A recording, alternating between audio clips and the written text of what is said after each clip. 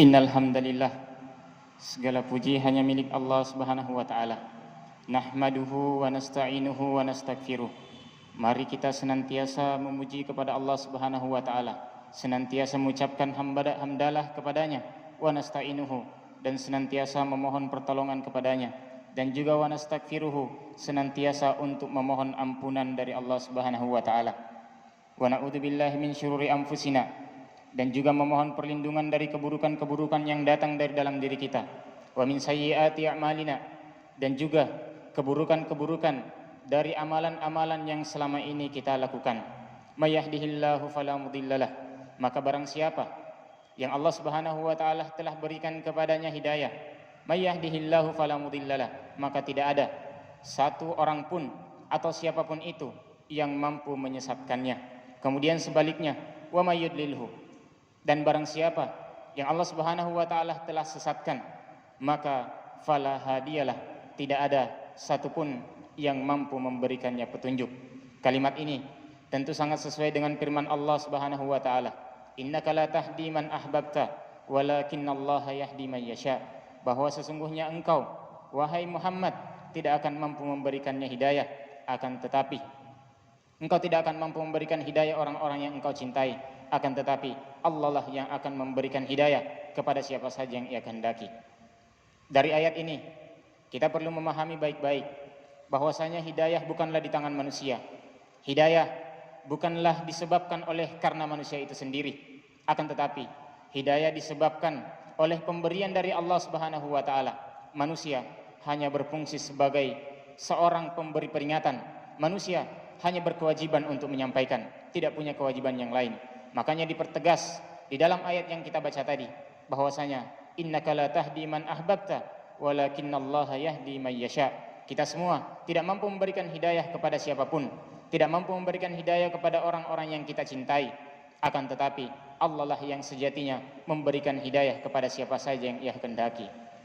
Maka berangkat dari ayat ini, mari kita bersama-sama mendoakan orang-orang yang kita cintai, mendoakan orang-orang yang senantiasa kita harapkan baginya hidayah, dan senantiasa mengharapkan kepada siapapun itu orang-orang yang ada di sekitar kita, ayah ibu kita, saudara-saudara kita, anak-anak kita, untuk kita senantiasa doakan agar Allah Subhanahu wa taala turunkan hidayah kepadanya.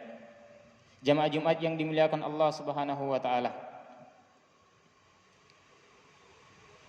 pada Jumat kali ini kami ingin mengingatkan bahwasanya di dalam akidah Islam, sebagaimana yang senantiasa kita baca pada setiap Jumatnya, setelah kita mengingatkan man yahdihillahu fala mudhillalah wa may yudlil fala hadiyalah, maka mari kita bersama-sama memperbaharui tauhid kita kepada Allah Subhanahu wa taala dengan senantiasa bersaksi kepada Allah dan juga bersaksi kepada Nabi kita Muhammad sallallahu alaihi wasallam.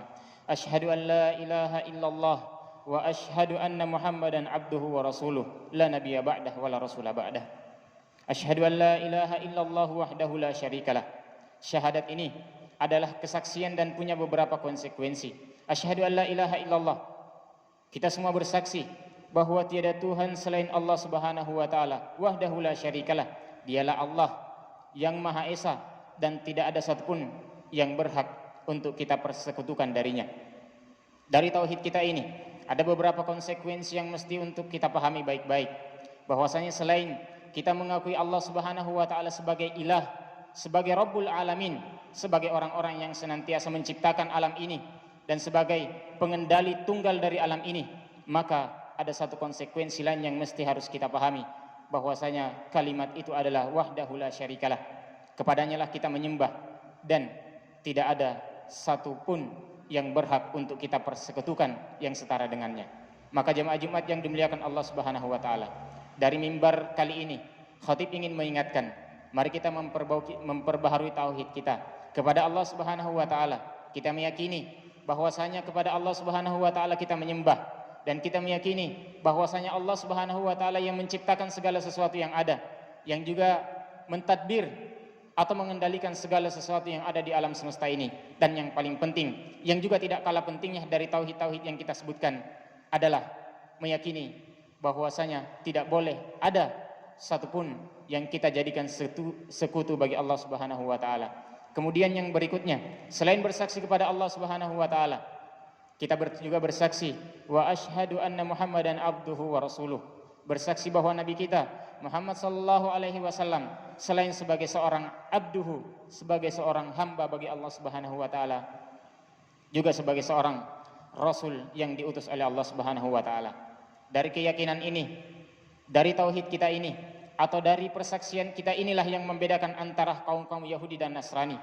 Ingat, kesaksian kita adalah seorang abduhu wa rasuluh. Nabi kita Muhammad sallallahu alaihi wasallam adalah seorang hamba, juga sebagai seorang rasul. Dari sini kita bisa memahami baik-baik. Ketika ada orang yang mengatakan kita tidak mampu melaksanakan amalan-amalan sunnah dari Nabi kita Muhammad sallallahu alaihi wasallam, ingat, konsekuensi dari ketauhidan kita meyakini bahwa Nabi kita Muhammad sallallahu alaihi wasallam adalah seorang manusia sama seperti kita semua.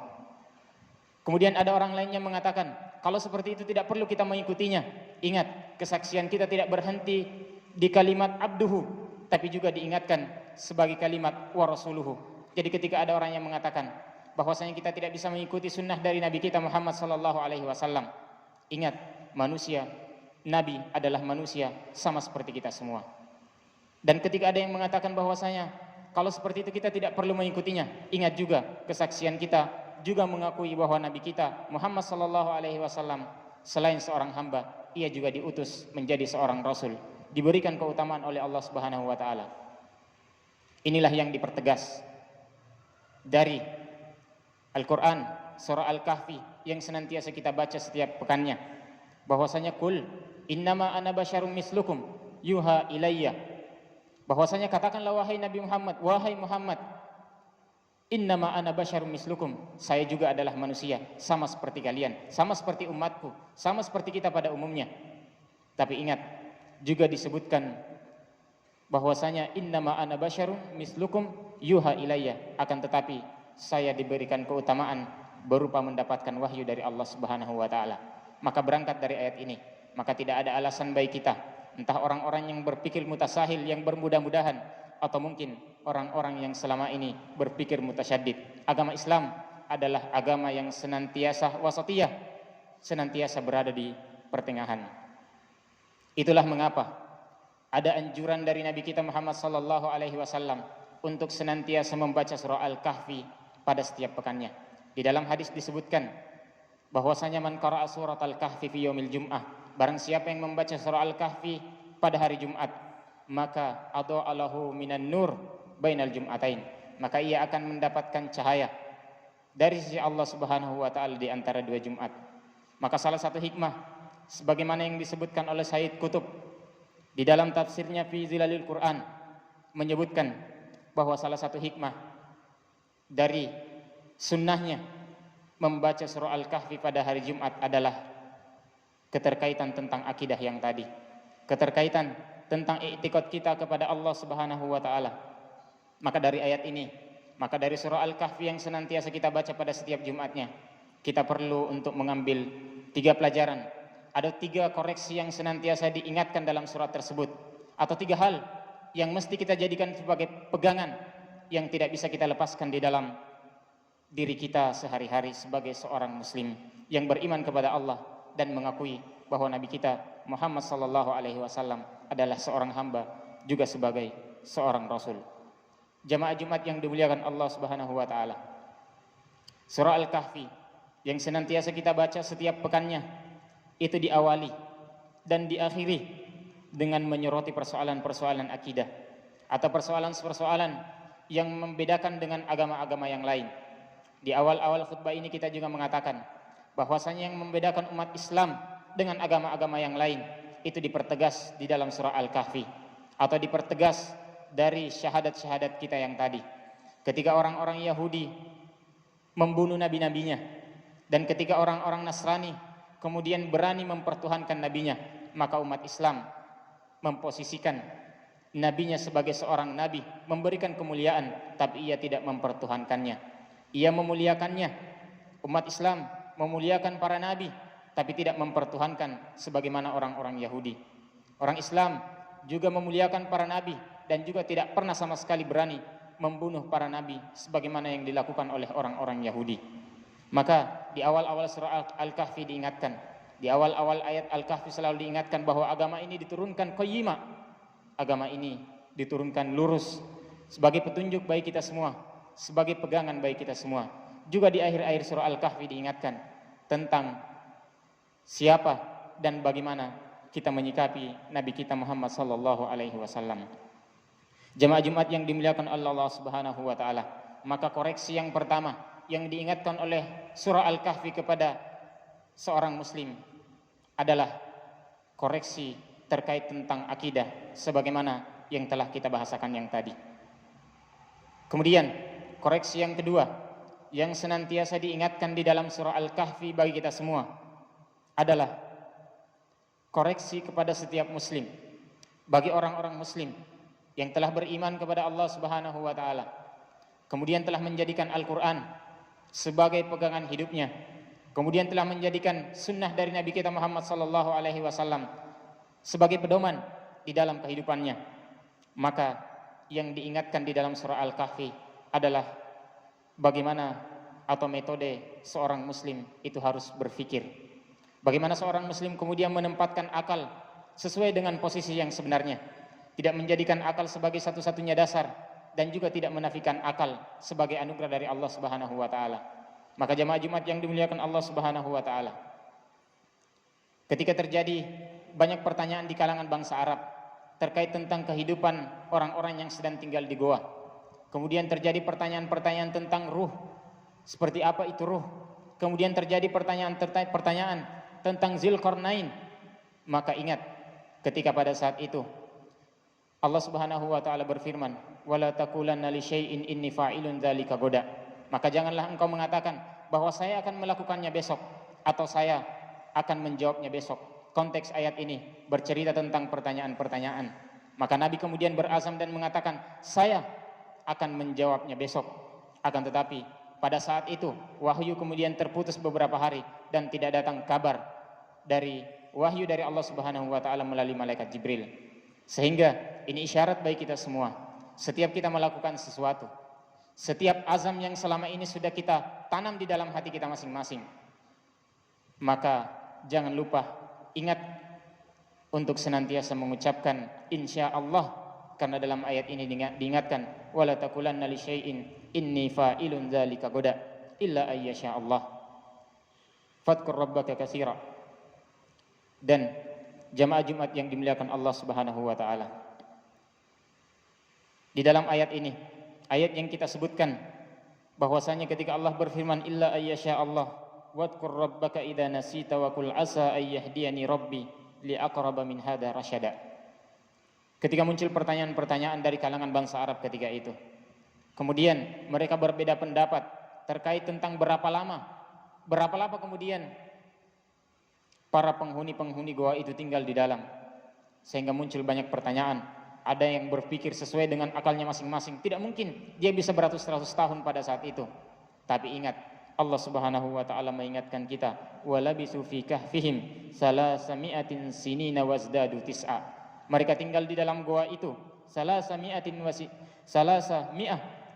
Mereka tinggal 300 tahun lamanya, wazdadu tis'a, kemudian ditambahkan 9 tahun. Mereka tinggal selama 309 tahun di dalam goa tersebut. Dari sini ketika kemudian orang-orang berbeda, hal-hal yang kemudian tidak masuk akal, maka Allah mengingatkan kita untuk menempatkan akal sesuai dengan posisinya masing-masing, sesuai dengan porsinya. Kita tetap menggunakan akal, tapi juga tidak menafikan penggunaan akal.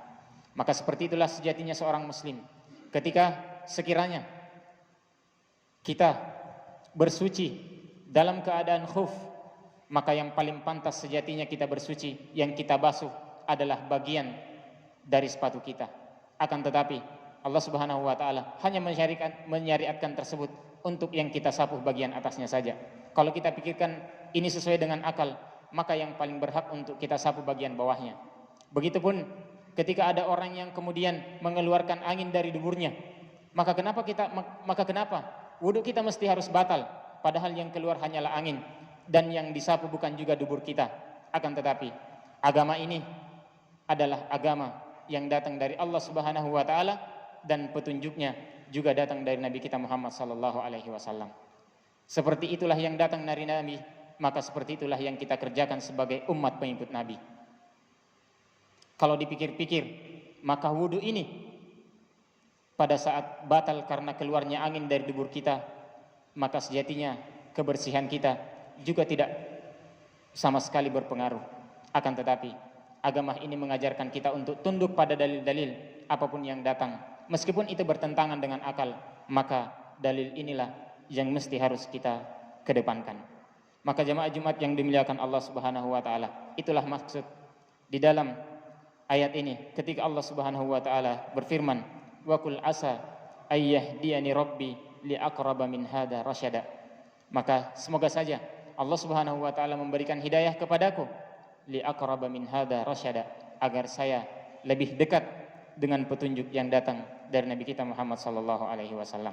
Kemudian yang berikutnya, koreksi yang ketiga adalah koreksi terkait tentang norma-norma yang berlaku di kalangan manusia pada umumnya. Allah Subhanahu wa taala berfirman di dalam surah Al-Kahfi, "Inna ja'alna ma'alal ardi zinatan laha linabluwahum ayyuhum ahsanu amala." Sesungguhnya kami telah menjadikan apa yang ada di bumi sebagai perhiasan baginya. Allah ingatkan bahwasanya bagi manusia Allah telah jadikan baginya di bumi ini sebagai perhiasan. Maka sejatinya ada banyak orang-orang yang kemudian tidak meyakini akan akhirat ini, sehingga ia menjadikan segala sesuatu atau indikator di dalam kehidupannya selalu diukurkan melalui ukuran-ukuran dunia. Makanya pernah pada suatu ketika orang-orang kafir meminta kepada Nabi Muhammad sallallahu alaihi wasallam, mereka ingin beriman, ikut masuk beragama Islam dengan syarat sahabat-sahabat yang lain harus dipisahkan dari mereka. Sahabat seperti Bilal harus memiliki majelis tersendiri, tidak bergabung dengan mereka. Tapi ingat, apa kata Allah Subhanahu wa taala dalam Al-Qur'an di dalam surah Al-Kahfi, "Wasbir nafsaka ma'al ladina yad'una rabbahum bil ghadati wal ashi yuriduna wajha wa la ta'du aynaka anhum turidu zinatal hayatid dunya wa la tuti man aghfalna" ila akhiril ayat. Ketika kemudian orang-orang kafir itu meminta kepada Nabi bahwa pisahkan majelis mereka, kita tidak satu martabat dengan mereka, kita tidak satu manzilah dengan mereka. Tapi Allah menegur hal tersebut sebelum terjadi. Allah ingatkan, "Wasbir nafsaka ma'al ladina yad'una rabbahum bil ghadati wal ashi." Bersabarlah engkau Muhammad bersama dengan orang-orang yang senantiasa mengingat Allah Subhanahu wa taala di pagi dan sore harinya. Wala ta'du aynaka anhum, dan ingatlah, janganlah kedua matamu berpaling dari mereka hanya karena turidu zinatal hayati dunya, hanya karena engkau mengingatkan perhiasan dunia. Maka di ayat berikutnya Allah kemudian mengingatkan, wa qulil haqqu mir rabbikum, katakan kebenaran itu hanya datang dari Allah Subhanahu wa taala. Faman syaa'a fal mu'min, dan barang siapa yang ingin beriman silahkan beriman. Wa man syaa'a falyakfur, dan barang siapa yang masih tetap ingin menjadi orang-orang yang kufur, maka biarkan. Tapi ingat, Allah kembali mengingatkan bahwasanya inna a'tadna lidzalimina nara, kami telah menyiapkan neraka bagi mereka yang masih ingin kufur terhadap perintah Allah Subhanahu wa taala. Jamaah Jumat yang dimuliakan Allah Subhanahu wa taala. Kemudian yang berikutnya, izinkan kami sebagai khatib untuk senantiasa mewasiatkan, ya ayyuhalladzina amanu taqullaha haqqa tuqatih wa la tamutunna illa wa antum muslimun. Wahai sekalian orang-orang yang beriman, senantiasa bertakwalah kepada Allah Subhanahu wa taala dengan sebenar-benarnya takwa, wa la tamutunna illa wa antum muslimun. Maka janganlah ada satu di antara kita yang kemudian mati dalam keadaan tidak beriman kepada Allah Subhanahu wa taala. Kemudian di ayat yang lain Allah Subhanahu wa taala berfirman, ya ayuhan nas ittaqu rabbakumul ladzi khalaqakum min nafsin wahidah. Wahai sekalian manusia, senantiasalah bertakwa kepada Allah Subhanahu wa taala. Dari dua ayat yang kita baca ini ada hal yang perlu untuk kita tadabburi bersama. Ketika Allah berfirman, ya ayyuhalladzina amanu taqullaha, orang-orang beriman kemudian dipanggil untuk senantiasa bertakwa kepada Allah Subhanahu wa taala. Ingat, ayat ini senantiasa kita baca pada setiap Jumatnya. Ayat ini juga senantiasa kita baca pada khutbatul hajah atau pada setiap kesempatan-kesempatan khutbah. Tentu ada isyarat yang penting bagi kita untuk senantiasa menjaga ketakwaan kepada Allah Subhanahu wa taala.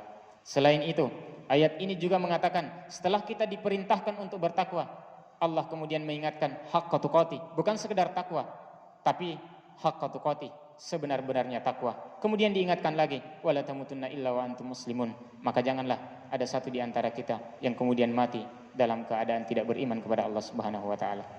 Di ayat yang kedua yang kita baca tadi, ya ayyuhan nas, wahai sekalian manusia, ittaqullah, bertakwalah kepada Allah Subhanahu wa taala. Dari dua ayat ini kita memahami bahwasanya ketika Allah memanggil manusia pada umumnya, maka ketika manusia pada umumnya saja dipanggil dan diperintahkan untuk bertakwa, bagaimana lagi dengan orang-orang yang beriman? Itulah mengapa sesekali Allah datang dengan mengatakan ya ayyuhalladzina amanu taqullah, sesekali Allah juga mengatakan ya ayyuhan nas ittaqu rabbakumul ladzi khalaqakum, wahai sekalian manusia, bertakwalah kepada Allah. Jemaah Jumat yang dimuliakan Allah Subhanahu wa taala.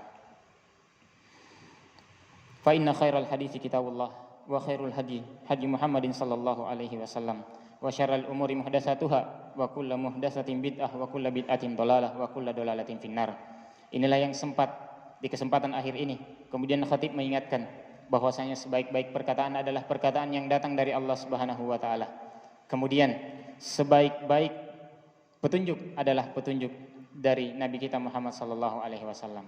Mari kita menjadi seorang pengikut Nabi yang senantiasa berpegang teguh terhadap Al-Quran dan juga senantiasa berpegang teguh terhadap sunnah yang datang dari Nabi kita Muhammad sallallahu alaihi wasallam. Aqulu qouli hadza wa astaghfirullaha li wa lakum wa li sairil muslimina min kulli dzambin innahu huwal ghafurur rahim.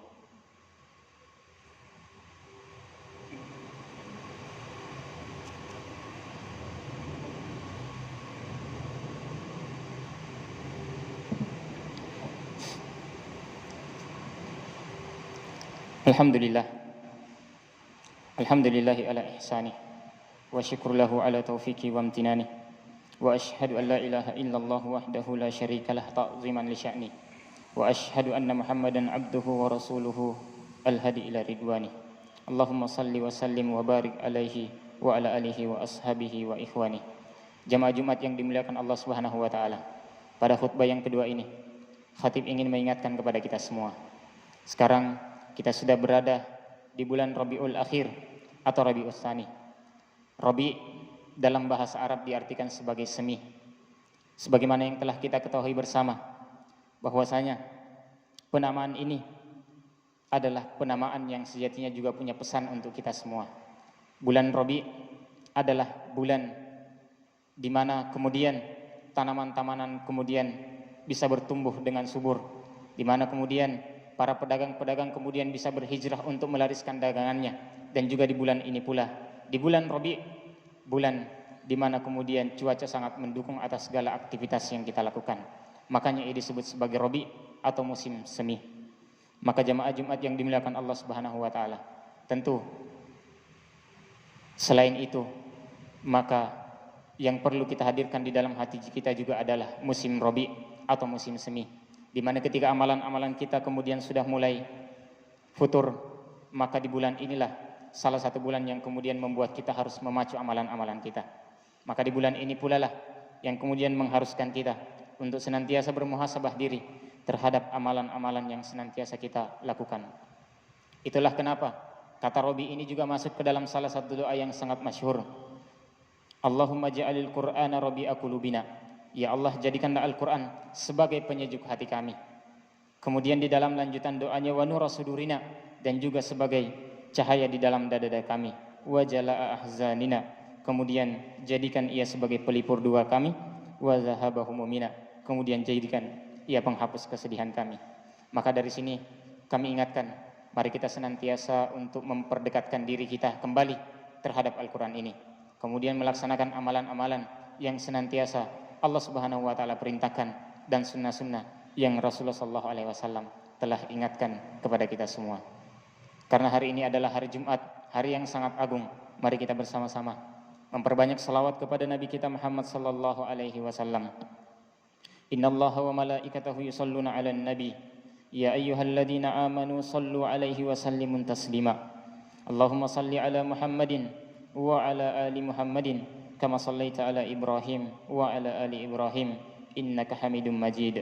Wa barik ala Muhammad wa ala ali Muhammad كما باركت على إبراهيم وعلى آل إبراهيم إنك حميد مجيد.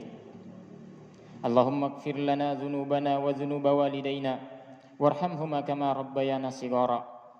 اللهم اغفر لنا ذنوبنا وذنوب والدينا وارحمهما كما ربيانا صغارا. اللهم اغفر للمسلمين والمسلمات والمؤمنين والمؤمنات الأحياء منهم والأموات إنك سميع قريب مجيب الدعوات. ربنا اغفر لنا ولإخواننا الذين سبقونا بالإيمان ولا تجعل في قلوبنا غلا للذين آمنوا ربنا إنك رؤوف رحيم. ربنا ظلمنا أنفسنا وإن لم تغفر لنا وترحمنا لنكونن من الخاسرين. اللهم اجعل القرآن ربيع قلوبنا ونور صدورنا وجلاء أحزاننا وذهاب همومنا. اللهم اجعل القرآن ربيع قلوبنا ونور صدورنا وجلاء أحزاننا وذهاب همومنا. ربنا آتنا في الدنيا حسنة وفي الآخرة حسنة وقنا عذاب النار. ربنا آتنا في الدنيا حسنة وفي الآخرة حسنة وقنا عذاب النار. والحمد لله رب العالمين وصلى الله عليه وسلم وعلى آل محمد تسليما كثيرا وآخر دعوانا أن الحمد لله رب العالمين.